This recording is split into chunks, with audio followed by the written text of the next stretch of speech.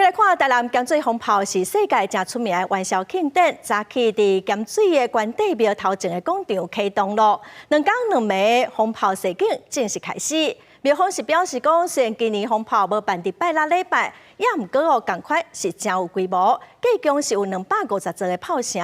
明仔载暗时的9点，伫咸水国中哦，会放200万支的风炮。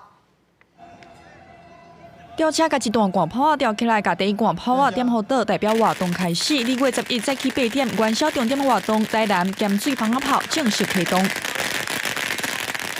新桥嘛展开2日2暝的绕境活动，分5条路线进行。店头街甲民众嘛直直甲炮声撒出来，对新桥队伍放炮。不少民众嘛对新桥队伍对调调，就是要体验刺激的感觉。我炸完风炮运气会好一点。做15个啊，做久无来放，我头一帮我无来放啊。咸水放炮有历史意义甲宗教意涵，台南市府嘛协助保存这项传统，那延续过年热闹的气氛，更加希望为地方来祈福。盐水风炮在正月15元宵节的时候达到最高峰，所以呢，我们很希望大家一起来体验、感受到这个民众以及宗教上的欢乐。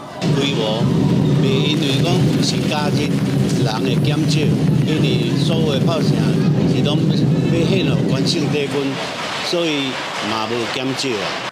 重点活动要伫2月12暗时9点开始，伫咸水国中集中来放炮，按算会放200万发放啊炮。另外，庙方估计今年炮声差不多是250座，4角炮声会分布伫规个咸水区，民众若要参与，就要甲防护措施做好势。公视新闻采访报道。